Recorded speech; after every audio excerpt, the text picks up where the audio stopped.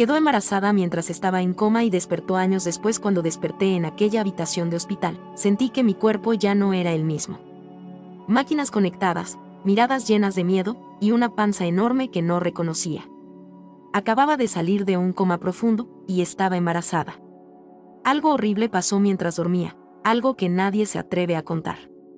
La verdad detrás de todo esto cambió mi vida por completo. Quédate conmigo hasta el final. Y cuéntame en los comentarios desde qué ciudad estás viendo esto y hasta dónde ha llegado mi historia. Nunca soñé con tener una vida llena de aventuras o grandes emociones. Me gustaba mi rutina sencilla, modesta, en Monterrey. Vivía en San Pedro Garza García, un barrio tranquilo y familiar, cerca del Mercado Juárez, donde los colores vivos de las frutas se mezclaban con los aromas intensos de las comidas típicas que vendían unas señoras muy amables, que siempre me recibían con sonrisas generosas. Era un lugar donde todos se conocían por su nombre, y eso me daba una sensación profunda de seguridad y de estar en casa. Todas las mañanas me levantaba bien temprano, incluso antes de que el sol apareciera detrás de las montañas. Me encantaba esa calma matutina, ese silencio suave que precede el despertar de la ciudad. Me daba una ducha rápida en un baño antiguo, que siempre parecía estar a punto de dejar de funcionar. Aún así, el agua fría era como una sacudida agradable que me espabilaba. Frente al espejito manchado por el tiempo, recogía mi cabello negro y liso en un moño sencillo, me ponía mi falda larga, ya algo desgastada, y me calzaba mis zapatos bajos y cómodos. No había lujo, pero me gustaba pensar que siempre me veía presentable. Mi primera parada diaria era la Cafetería 8, ubicada sobre la transitada Avenida Hidalgo. Amaba ese lugar. El aroma fuerte del café recién molido era como un abrazo calientito que me preparaba para el día. El chico del mostrador, Carlos, ya me conocía y me tenía listo mi café negro, bien cargado y sin azúcar, incluso antes de que yo llegara al mostrador. Era como si adivinara mi estado de ánimo o mis preocupaciones del día. A veces platicábamos un ratito, hablábamos del clima, de alguna novedad del barrio, o simplemente nos cruzábamos una sonrisa amigable antes de que yo saliera apurada rumbo al trabajo. Con mi taza en la mano, caminaba por la calle Zaragoza. Me gustaba ver cómo las tienditas iban abriendo. Saludaba a los vendedores, a las señoras que barrían la banqueta, a los estudiantes con mochilas pesadas rumbo a la escuela. En la esquina con la calle Padre Mier estaba la farmacia Monterrey, y ahí estaba él, don Ezequiel, siempre con su delantal blanco impecable y los lentes colgando de la punta de la nariz, saludando con la mano. Me recordaba mucho a mi abuela, tal vez porque habían sido amigos desde jóvenes. Ese gesto simple de cada mañana siempre me sacaba una sonrisa y me calentaba el corazón. La fábrica textil donde trabajaba desde hacía años estaba justo un poco más adelante. Pasaba horas cosiendo, creando ropa que luego se vendía en tiendas a las que yo jamás había entrado. El ruido constante de las máquinas y las charlas alegres de mis compañeras eran la banda sonora de mis días. Aunque el sueldo no era mucho, me gustaba el ambiente de compañerismo entre nosotras, mujeres sencillas, luchonas, que compartíamos recetas, historias, risas e incluso lágrimas mientras trabajábamos. No eran solo compañeras, eran amigas que compartían pequeños sueños y frustraciones comunes. Al final del día, volvía a casa caminando despacio, ya cansada pero con la satisfacción de haber terminado otro día. Mi mamá ya me esperaba con la mesa servida, la comida sencilla pero caliente, hecha con amor. Estaba envejeciendo, sus manos temblaban cada vez más y su memoria empezaba a fallar, pero su mirada dulce seguía igual, llena de amor incondicional. Éramos solo nosotras dos, unidas por esa complicidad silenciosa de quien entiende que no hace falta mucho para ser feliz. En aquel entonces, jamás imaginé que mi tranquila rutina pudiera desmoronarse de un momento a otro. No tenía idea de que pronto enfrentaría una tormenta que cambiaría para siempre esa vida calma y predecible que tanto valoraba. Aquel día que cambiaría mi vida para siempre, estaba especialmente cansada. Había trabajado hasta tarde en la fábrica, tratando de terminar un pedido urgente que acababa de llegar. Al salir, me dolían los pies, la cabeza me palpitaba y mi cuerpo entero parecía avisarme que algo no estaba bien. Ignorando esas señales, caminé apurada y decidí cruzar la transitada Avenida Constitución fuera del paso peatonal, algo que nunca hacía. Solo recuerdo el sonido repentino de llantas chirriando contra el asfalto, una bocina fuerte, un golpe brutal y, después, el vacío absoluto. Todo desapareció en cuestión de segundos, y caí en un estado profundo de inconsciencia. No podía ver, ni hablar, ni moverme, pero por alguna razón inexplicable, era consciente de ciertas cosas a mi alrededor. Era como si mi mente estuviera atrapada dentro de un cuerpo inmóvil, incapaz de reaccionar. En ese estado angustiante, los días se convirtieron en semanas, y las semanas lentamente en meses. Mi mamá me visitaba con frecuencia. Reconocía su voz, siempre dulce, pero triste. Me hablaba de la vida afuera, lloraba bajito al lado de mi cama, y le rogaba a Dios que despertara. Yo también suplicaba, pero ningún ruego parecía suficiente para sacarme de esa prisión invisible. En el silencio de la madrugada, cuando el hospital se quedaba en calma, empecé a notar algo inquietante. Cada noche, después de que mi mamá se iba, alguien entraba en mi habitación muy discretamente. Los pasos eran lentos, cuidadosos, como si esa persona siempre estuviera alerta, tratando de no ser notada. Al principio pensé que era una enfermera revisándome, pero pronto me di cuenta de que estaba equivocada. Una noche, escuché claramente un susurro familiar, una voz que nunca olvidaría. Era Miguel, un enfermero del que mi mamá hablaba mucho en nuestras conversaciones, alguien que siempre parecía tan amable y servicial con mi familia. Jamás imaginé que ese hombre, que parecía tan simpático y confiable, pudiera hacerme algo tan cruel, sin que pudiera defenderme o siquiera emitir un sonido. Miguel abusaba de mi vulnerabilidad y del silencio escalofriante de aquella habitación.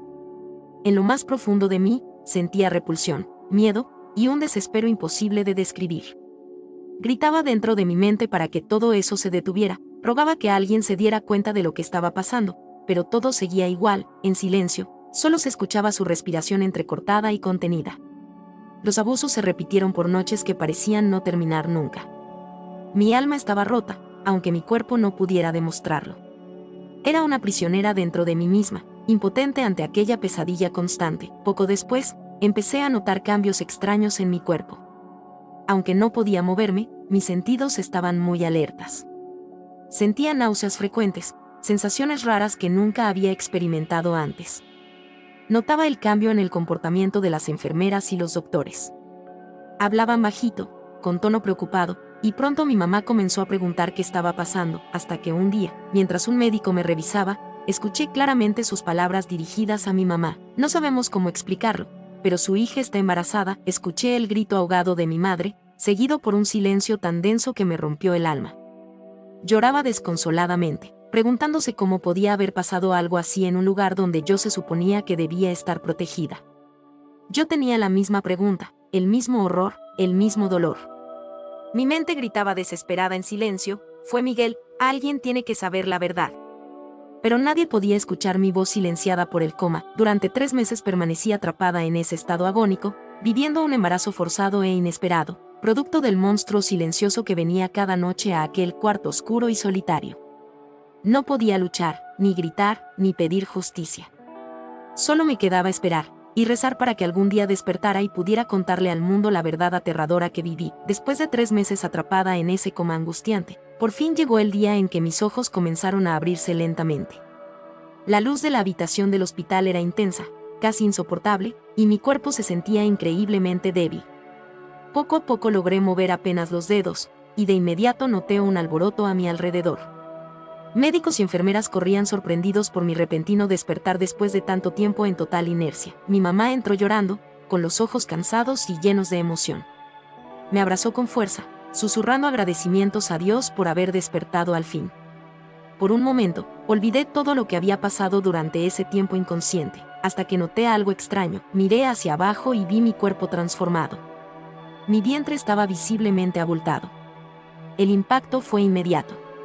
Intenté levantarme, pero las enfermeras me lo impidieron enseguida, diciendo que aún estaba muy débil. Sentí un dolor físico y emocional que me aplastaba, mientras los recuerdos perturbadores de aquellas noches volvían con fuerza a mi mente. Con lágrimas en los ojos y la voz quebrada, le pregunté a mi mamá qué me había pasado. Ella dudó, parecía incapaz de decirlo. Fue el médico quien, con la voz cargada de vergüenza y pesar, finalmente habló: lo siento mucho, pero estás embarazada. No tenemos una explicación para esto. Ya se ha iniciado una investigación. No podía creer lo que estaba escuchando, aunque, en el fondo, ya sabía la verdad. El rostro de Miguel, el enfermero que abusó de mi vulnerabilidad mientras estaba en coma, apareció con claridad en mi mente. Era él. Sin duda. Yo lo sabía, pero alguien me creería. Mi mamá, entre sollozos, preguntaba una y otra vez cómo algo así podía haber pasado. El médico prometió que se haría justicia, que la policía ya estaba investigando, que revisarían las cámaras y recogerían testimonios.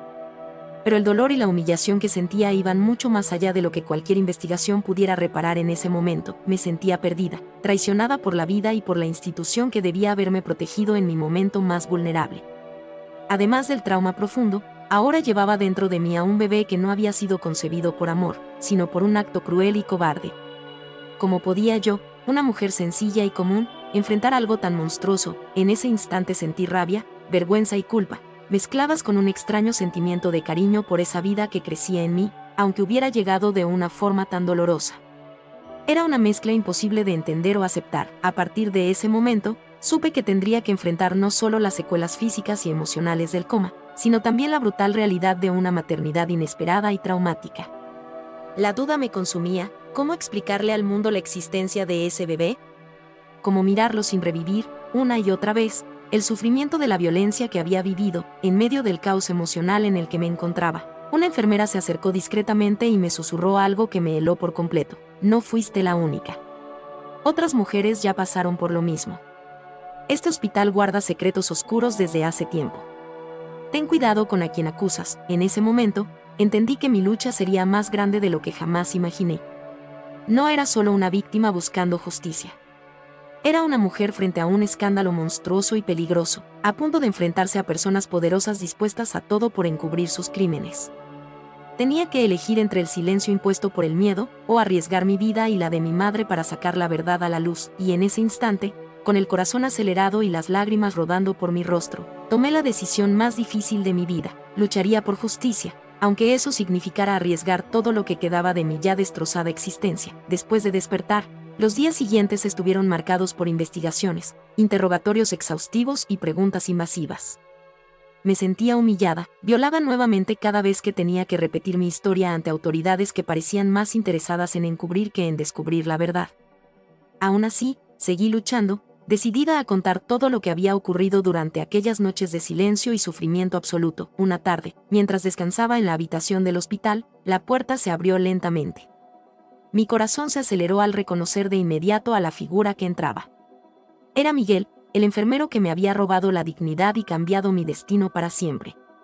Su rostro, que antes parecía amable y confiable, ahora se mostraba duro, amenazante. Se acercó a la cama y, con los ojos fríos, me susurró con tono intimidante: no debiste haber despertado. Habría sido mejor para ti y para todos nosotros. Ten cuidado con lo que andas diciendo por ahí. Y sentí una mezcla de miedo, rabia y desesperación apoderarse de mí. En ese momento entendí que el peligro era real y estaba más cerca de lo que pensaba. Miguel no actuaba solo, había otras personas involucradas, cubriéndolo. No sabía en quién podía confiar, y eso me hacía sentir aún más vulnerable y asustada. Unos días después, mientras seguía internada y bajo constante vigilancia, un investigador de policía entró discretamente a mi cuarto. A diferencia de los demás, él parecía realmente interesado en escuchar mi versión, en oír la verdad que todos intentaban callar. Sé quién te hizo esto, dijo sin rodeos, mirándome con seriedad. Miguel no es el único. Tenemos pruebas de que este hospital tiene una red de abusos que lleva años operando, protegida por gente muy poderosa. No será fácil probarlo, pero con tu ayuda podríamos acabar con esto de una vez por todas. Mi respiración se volvió pesada. Lo que pensaba que era solo un crimen atroz cometido por un hombre cruel, ahora se revelaba como una conspiración monstruosa que involucraba a muchas mujeres como yo. Mujeres indefensas, entregadas a aquellos que habían jurado protegerlas. Me mostró imágenes captadas por las cámaras de seguridad. En ellas, se veía a Miguel entrando sigilosamente en cuartos de otras pacientes en coma, tal como lo había hecho conmigo. También había grabaciones comprometedoras de médicos y otros empleados encubriendo todo, borrando registros, manipulando pruebas y silenciando testigos. No eres solo una víctima, eres una testigo clave. Necesito que tomes una decisión difícil. Puedes quedarte callada, protegiéndote momentáneamente, o puedes ayudarnos a llevar este caso hasta el final y exponer todo, aunque eso signifique correr riesgos muy serios. Ese era un momento decisivo. Pensé en mi madre, ya frágil por la edad y por el dolor que había vivido en los últimos meses. Pensé en el bebé que crecía en mi vientre, inocente, fruto de una violencia que me marcó para siempre, pero aún así merecedor de una vida digna, libre de miedos y secretos. Sabía que si decidía hablar, enfrentaría amenazas, persecuciones, y quizás hasta peligros que podrían costarme la vida. Pero si me callaba, otras mujeres pasarían por el mismo infierno que yo viví en silencio y soledad, con lágrimas en los ojos y una fuerza que ni yo sabía que tenía. Miré al investigador con determinación y le respondí: voy a hablar. Voy a luchar hasta el final. No lo hago solo por mí, sino por todas las mujeres que sufrieron aquí y no pudieron defenderse. En ese instante, entendí con claridad que mi vida ya nunca volvería a ser la misma. La decisión que tomé marcaba el inicio de una larga batalla, llena de dolor, valentía y resistencia.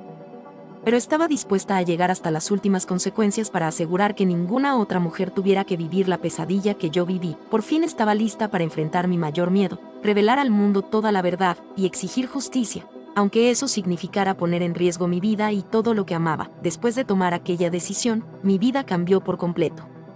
El embarazo avanzaba día tras día, trayendo consigo una mezcla profunda de emociones contradictorias. Mientras tanto, enfrentaba amenazas constantes, mensajes anónimos dejados en la puerta de mi casa y llamadas silenciosas que ponían a prueba mi valentía a diario. Pero ya no estaba sola. Encontré fuerza en otras mujeres que habían vivido el mismo horror y decidieron unirse a mí en la lucha por justicia. Gracias a nuestra determinación, el caso ganó visibilidad en los medios, y finalmente aquella red oscura de abusos dentro del hospital empezó a desmoronarse. Miguel y varios otros empleados fueron arrestados, y figuras influyentes que protegían esos crímenes comenzaron a ser investigadas. La justicia, aunque lenta y dolorosa, empezaba a dar sus primeros pasos. Sin embargo, aún tenía que enfrentar la realidad más íntima y dolorosa que crecía dentro de mí. Cuando llegó el día del parto, el miedo se apoderó de mi corazón. Estaba a punto de traer al mundo a un niño inocente, fruto de una violencia que marcaría para siempre nuestras vidas. Pero al escuchar el llanto fuerte de mi hijo por primera vez, sentí un amor que jamás creí posible. En medio del dolor y la tragedia, nació un lazo profundo e inexplicable. Sosteniendo a mi hijo en brazos, entendí que esa criatura no era culpable de los actos crueles cometidos por otros. Él no merecía cargar con la sombra del sufrimiento que yo viví. En sus ojitos pequeños encontré un nuevo propósito, una razón poderosa para seguir adelante. Mi mamá estuvo a mi lado durante todo ese proceso, apoyándome sin descanso. Fue ella quien me recordó, una vez más, el verdadero significado de la resiliencia y del amor incondicional. Juntas comenzamos a reconstruir nuestras vidas, cuidando a ese niño que, aunque nació en circunstancias dolorosas, trajo consigo una inesperada dosis de esperanza y renovación. Con el tiempo, comprendí que nunca lograría borrar por completo la herida que llevaba dentro, pero aprendí a transformarla en fuerza para ayudar a otras mujeres que pasaron por traumas similares. Me convertí en una voz activa en la lucha contra la violencia en hospitales y clínicas, exigiendo más protección y dignidad para pacientes vulnerables como lo fui yo. Finalmente entendí que justicia no era solo castigar a los culpables, sino también recuperar mi capacidad de vivir, de amar y de confiar de nuevo en las personas. Mi historia de dolor se convirtió en una misión de vida. Aún cargo con cicatrices, algunas visibles y otras escondidas en mi corazón, pero cada una de ellas es también prueba de mi resistencia y de todo lo que he superado. La maternidad inesperada me enseñó algo profundo sobre el amor, que puede nacer incluso en las situaciones más duras y más impensables. Hoy miro a mi hijo y me siento orgullosa de la mujer en la que me he convertido. No por haber sobrevivido, sino por haber elegido vivir plenamente. A pesar de todo lo que pasó, aprendí que no podemos controlar todo lo que ocurre en nuestras vidas, pero siempre podemos elegir cómo reaccionamos ante ello.